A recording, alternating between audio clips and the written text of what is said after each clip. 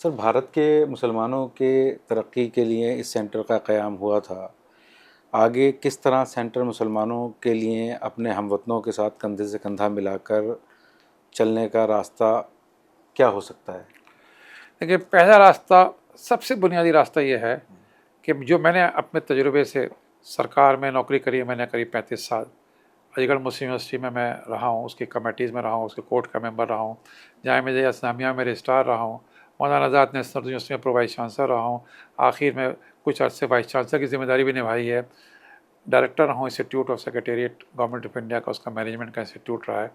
اس طویل تجربے کے میں نے یہ دیکھا ہے کہ اس وقت جو بڑا معاملہ ہے کہ ہم سے مطلب ہندوستان کے مسلمان اور ہندو اور دیگر مذہب کے لوگ جو ہیں، ان میں ایک دوسرے کے بارے میں علم کم ہے، نالج کم ہے، ایک گیپ ہے.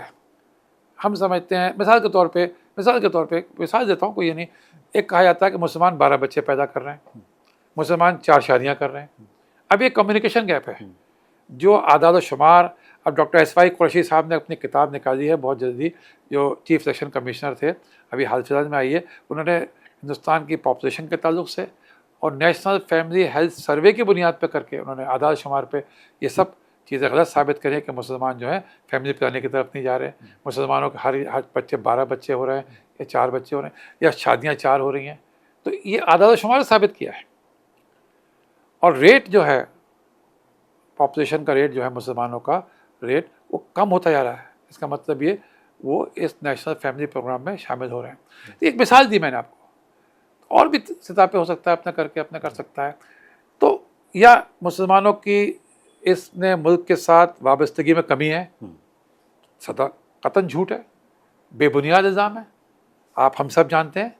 تو اب اس سینٹر کو اس سمت میں بڑا اہم کام کرنا چاہیے کہ کیسے یہ جو غلط فہمیاں ہیں اور کس نے پھیلائی ہیں، کس مقصد سے پھیلائی ہیں، ان کا مقصد وہ جانیں گے، لیکن غلط فہمیاں پھیلائی ہیں تو اس کو دور کرنا. 2 تو مثالیں میں نے آپ کو دے ہی دی اپنے کر کے، اور بھی ہو سکتا ہے. اپنے تعلیم کے تعلق سے ہو سکتا ہے، آپ کے ملک کی ترقی میں ہمارا کیا حصہ ہے، انڈسٹری میں ہمارا کیا حصہ ہے، سائنس کے میدان میں ہمارا کیا حصہ ہے. ہمارے پاس اے پی جے عبدالکلام بھی ہیں، ہمارے پاس ایئر مارشل آئی ایچ لطیف بھی ہیں، تو اب کیپٹن عبدالحمید صاحب بھی ہیں، بریگیڈیئر عبدالحمید صاحب بھی ہیں. تو ہر میدان میں، چاہے فوج ہو چاہے سائنس ہو، مسلمانوں کا کنٹریبیوشن ہے، بتانا چاہیے. میں سمجھتا ہوں انڈیا اسلامک کلچر سینٹر میں ایک گیلری ہونی چاہیے، ایک بڑی گیلری ہونی چاہیے، آرٹ گیلری ہونی چاہیے جو اس سارے خدمات کو اجاگر کرے. اور اسٹینڈنگ گیلری ہونی چاہیے، یہ وقت کی ضرورت ہے.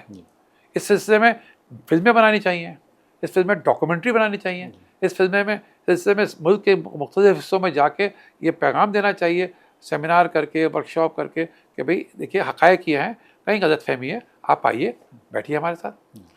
سب سے بڑی بات یہ ہے کہ ہمیں اپنے اخلاق سے ثابت کرنا ہوگا کہ ہم اس ملک میں ہماری اخلاقی ویلیوز اتنی اہم ہیں جو ہم سب کے لیے بہتری ہوں گے، وہ ہمارا کردار ہوگا.